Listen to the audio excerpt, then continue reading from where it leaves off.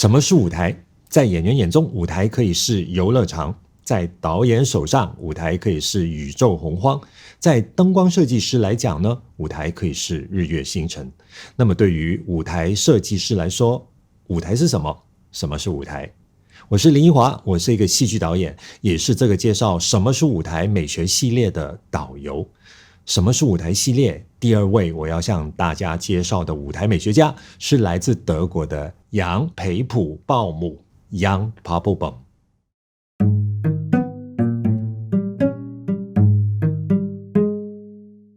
设计是不是一种无中生有的玩意儿呢？还是设计是要从认识清楚为什么你要设计而起的呢？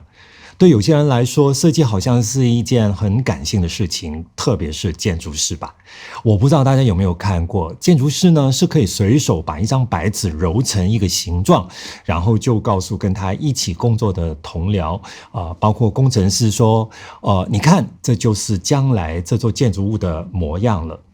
可是这张白纸可会知道在1年后到可能的100年后，当自己变成了建筑物，将会以什么样的方式来服务它所存在的社会，或者那些需要它的人呢？建筑师是怎么样去平衡它的感性与理性？一座建筑物又是怎么样去实践它的艺术性与功能性呢？这样的问题听起来很复杂，但更复杂的是，如果这个建筑师不是一个建造现实的建筑师，却是要把实的转化为虚的，然后再把虚的作品用来反映现实中的存在，这样的建筑师到底会设计出怎么样的作品呢？还是用4个字就概括了他要做的事情：海市蜃楼。什么是海市蜃楼？那就是它在现实中是存在的，但是透过折射被矗立在一个它不存在的空间之中。那我们在什么时候又会看见海市蜃楼呢？应该就是当我们把寄望投射出去，而期盼得回某种方向的时候吧。在现实中，你可以说电影院、剧院、美术馆，但凡是跟艺术有关的建筑物，都带有海市蜃楼的性质。然而设计这些场地的建筑师呢，都还不是真的在盖海市蜃楼，因为这些建筑物盖起来后就不容易消失了，除非是被社会淘汰或者弃置。真正的海市蜃楼是存在于特定的时空，它的出现就是它消失的开始。它之所以被看见，只不过是为了将被再次的想起。如果有设计师是要使用他的专业来做出如同海市蜃楼般的建筑，那一张白纸对他比较有用，还是一些经验才是他的灵感所在呢？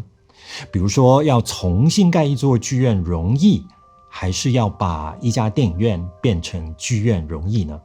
要盖一栋房子容易，还是要在一个舞台上设计一间让人看见就想住进去的房子容易呢？每个人都有欲望，有一些设计师就像欲望的魔术师，也有另外一些呢，是把欲望当成建筑，抽丝剥茧的使人看见当中的结构，从而明白是怎么样的历史、社会跟文化让人有了这样的欲望。Jan Papelbom 就是这样的一位德国建筑师不是舞台美学家。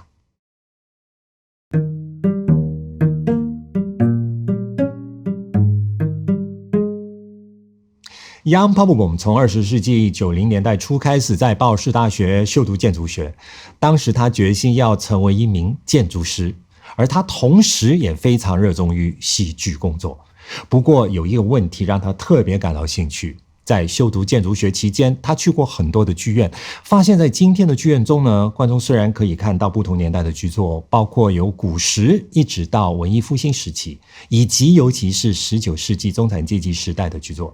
然而剧院就只有一种形式，都是镜框式舞台。即使在那个舞台演出的作品并非创作于19世纪时期，这种舞台的限制是只允许跟观众有单一形式的沟通，而不能让观众和演员之间有不同形式的对话。鲍尔士大学的创办人沃尔特·格罗佩斯曾经提出一种设计样式，这个构思就是所谓的整体剧场 Total Theater，在沃尔特·格罗佩斯的整体剧场的概念下，剧院空间的形状可以改变，舞台与观众席的距离可以调节。很可惜，在他的那个时代呢，这种剧院从未被实际的建造出来。但是在20世纪80年代，这种剧院在柏林出现了。1981年，一个当地的剧团接手打理柏林列宁广场剧院，那个剧团叫做绍宾纳。绍宾纳剧团在60年代与柏林成立，由彼得史坦作为剧团的艺术总监。到了80年代，该剧团进驻到柏林列宁广场剧院。柏林市政府为了他们改建了这个建筑，这让没有整体剧场的这个问题呢，终于被解决。这个剧院空间便被创造出来，最终出现在一座德国表现主义的建筑物里面。这座建筑物的前身呢，是艾瑞许·孟德尔松所设计的电影院。然而不幸的，在第二次世界大战的时候呢，就被摧毁。我们现在所见到的这个有着整体剧场功能的柏林列宁广场剧院，既可以配合现有不同形式的空间，呈现各种不同的戏剧，又可以让未来更多新的剧作和形式出现，因此能够在其中进行实验性的创作和发展出新的戏剧题材。它既保留了历史悠久的电影院外观，同时又融合了一个巨型的多用途剧院的内部，当中有大型的液压工作平台以及各式各样的卷帘。这种装置让这个空间可以灵活地变化成为一个房间、观众席或者舞台。在90年代东西德统一之后呢，当时双方对彼此充满好奇心，有大量作品空前的出现，同时也有各式各样的新场馆陆续开放，正好可以让这些作品在柏林上演。Jan Papelbom 就是在那个时候认识到更多的年轻导演，当中包括后来与他长期合作的 Thomas Ostermeier。当时 Jan Papelbom 已经在包豪斯大学读完了建筑学了，正在修读导演学。二人开始以各种形式演出新的戏剧文本，而柏林的传统剧院呢，也有兴趣吸纳他们的新创作能量。90年代的末期，柏林列宁广场剧院的管理层就联络上了 Jan Papelbom 跟 Thomas Ostermeier， 问他们是不是有意加入创作的行列，为这个剧院创作一些新的作品，并且将他们对这个时代的新思维带进这个剧院之中。作为建筑师， Jan Papelbom 的想法是，他想留在一个让他感兴趣的剧院，而柏林列宁广场剧院的这个整体剧场空间呢，正是他所感兴趣的，因为这让他可以在其中创造一种没有间隔，不会将观众和舞台分隔开的空间。至今 Jan Papelbom 已经在柏林列宁广场剧院服务20多年了。对于整体剧场的概念，因为这个空间赋予实验的机会呢，而有了持续性的发展。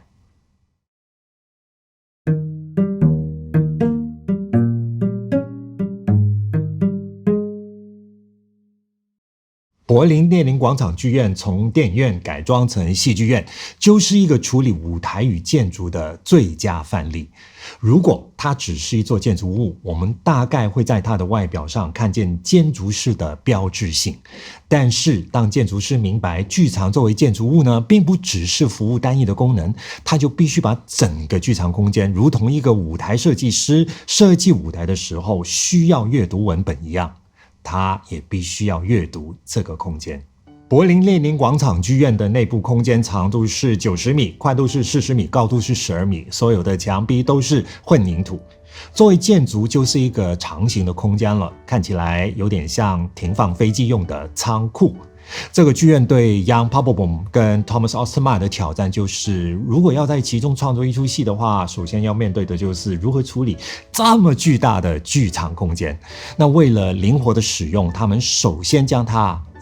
化为3，让观众可以在被区隔开后，在3个不同大小的空间与舞台发生不同形式的关系。那他们也有试过把整个剧场变成一个全景式的空间，但是很快就要面临一个问题了。对于这个空间的安排，原来不能只知道怎么样去安置观众，不管是2面舞台、3面舞台，或者是一直在转换观众的位置，这些手段会让他们的思考只是局限在空间形式的想象上，演员在这个空间里也不太能找到立足之地，而迷失在其中。这个空间虽然因为比例的宏大而有震撼力，但是最大的问题是，不管是看还是听，都会有聚焦的问题，观众也就很难把精神集中在表演上。透过这些的实验，他们慢慢的知道需要把平静感带回到这个剧场空间来。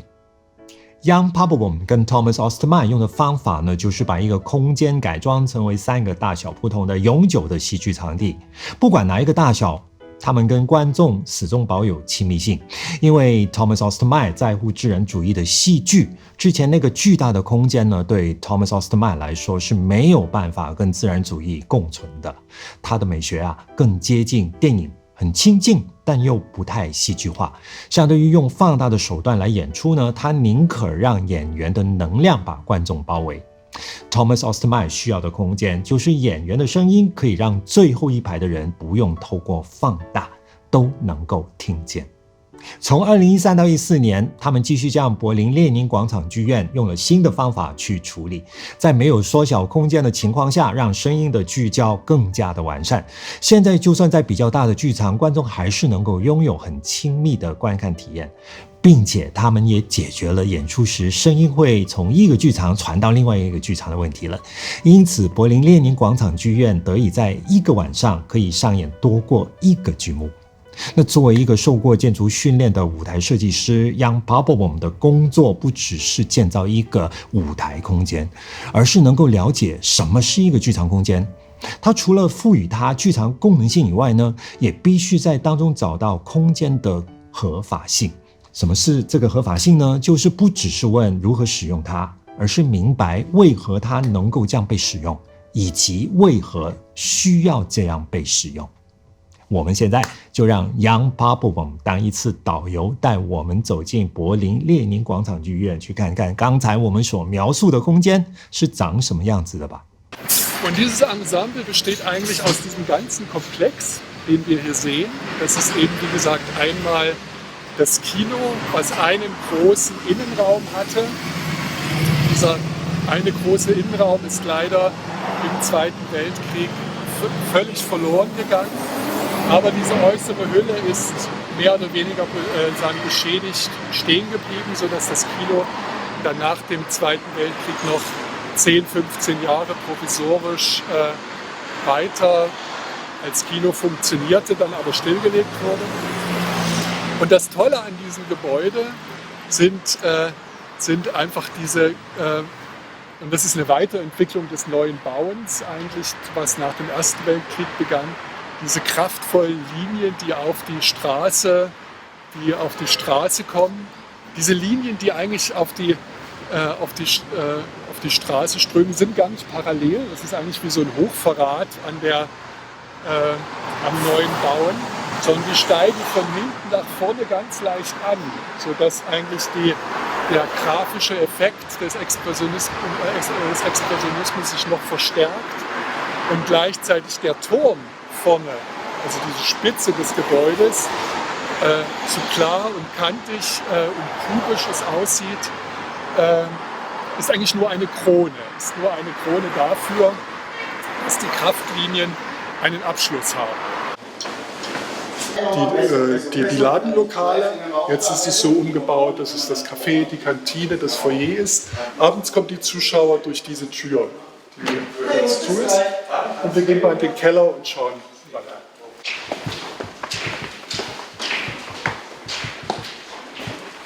Sind jetzt hier reingegangen durch das Foyer und stehen jetzt eigentlich neben einem riesigen Raum, der 100 Meter lang, 40 Meter breit, 12 Meter hoch ist und wenn er leer ist, eigentlich aussieht wie eine riesige Werkhalle, wie ein riesiger Flughafenhangar, nämlich aus leeren Sichtbetonflächen, einem Fußboden, der über die gesamte Fläche aus Hubpodien besteht, die auf- und abbaubar sind, also die man staffeln kann und die dadurch ermöglichen, dass man eben die Landschaft, die Tribünenlandschaft, mit deren Hilfe baut.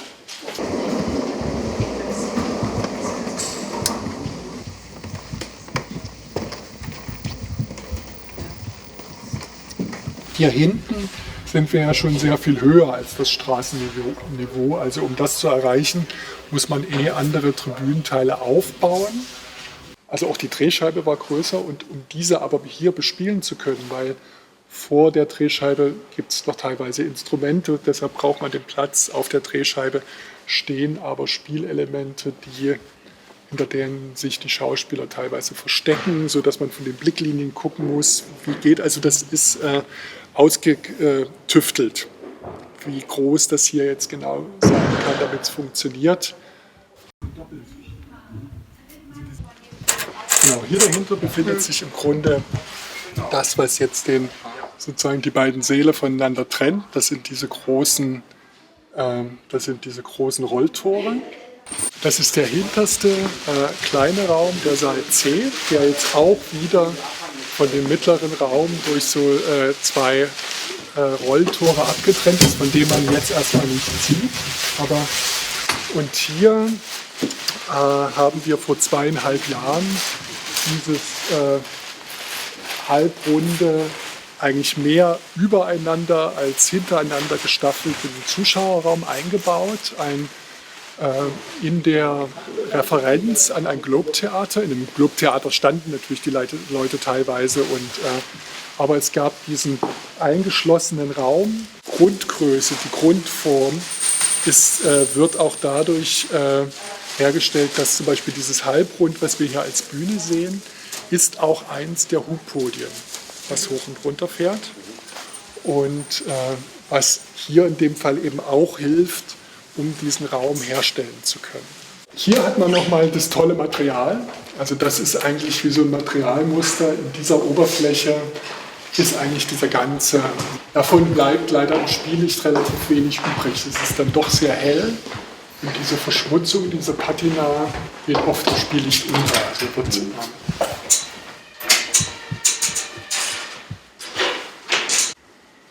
ja, das hat eher den Charme eines technischen Denkmals. Also dort sieht man, das ist jetzt der mittlere Saal, dort sieht man, dass die Tribüne eigentlich nochmal aus kleineren Elementen gebaut ist, die wir später da draufgestellt haben, um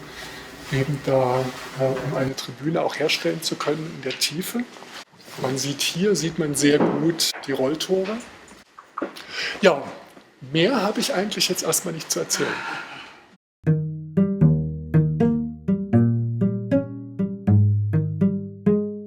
舞台就是演员的战场。刚刚跟 Jan Papelbom 在柏林列宁广场剧院走了一圈回来，我们看到的不只是建筑，还有一场又一场曾经在那些战场上面打过的仗。3个不同的空间代表完全不同的战役，可是对于又是建筑师又是舞台设计师的 Jan Papelbom 来说，战争的目的似乎只有一个，就是要把人从幻象中解放出来。要做到这样，它的设计首先要达到一个作用，就是借助这个舞台空间给予演员合适的表演方式，并且让观众能够一边看表演一边思考什么是现实。这向我们展现了观看戏剧的另一个可能，那就是投入不一定就是带入，而是能够跟着剧场空间中发生的每一件事一起思考。作为一位舞台设计师 Jan Papelbom 的作品致力于创造空间，让思考得以在其中衍生。在他的舞台上呢，现实不是以被模仿的状态出现的，因为当现实被模仿呢，演员的表演首先便要告知观众现实中一切虚置的资讯，用来确认他们与观众的连结，也就是在真与假的表象之中不断地强调所发生的一切都是真的。虽然和 Jan Papelbom 合作的导演 Thomas Ostermeier 是一个强调自然主义表演的导演，但是他不是在形式上追求自然主义哦，所以演员也不需要透过一个自然主义的布景来演戏。Jan Papelbom 将一切都简化成为很纯粹却又不是细节的空间，它的设计是为了建构让基本的概念被看见的建筑，而并非设计幻象。然而戏剧中的幻象并非不存在，而是通过演员跟 Jan Papelbom 所设计的舞台相互作用下的每一个当下所产生的。你可以说他这样做是解放了演员，但同时对演员来说也是需要更多的心力来表演。他们必须要拿出他们最真实的情感，因为不能仰赖那些已经清楚定义时间与地点的布景去为自己定义环境。Jan Papelbom 为演员建造了一个空间，让他们获得了在上面可以毁掉和成就故事与历史的自由。在 Jan Papelbom 的工作模式里，资料收集很重要，使用这些资料跟观看他们的方式也很重要哦。每一个最后被他放到舞台上的设计呢，都经过多重的验证，也就为这个作品留下了有趣的蜕变。模型制作对于 Jan Papelbom 除了是正式作品的雏形，更是去无存精的必经过程。一个舞台空间所需要的空，就是经过模型中从无到有的创造，然后又再经历从想要到必要的选择。建筑也好，舞台设计也好，两者都是人在寻觅自身存在和位置的学问。Jan Papelbom 让我们看见了欲望的多面性，也就让我们从单一的欲望中被解放出来，我们就有了思考的空间了。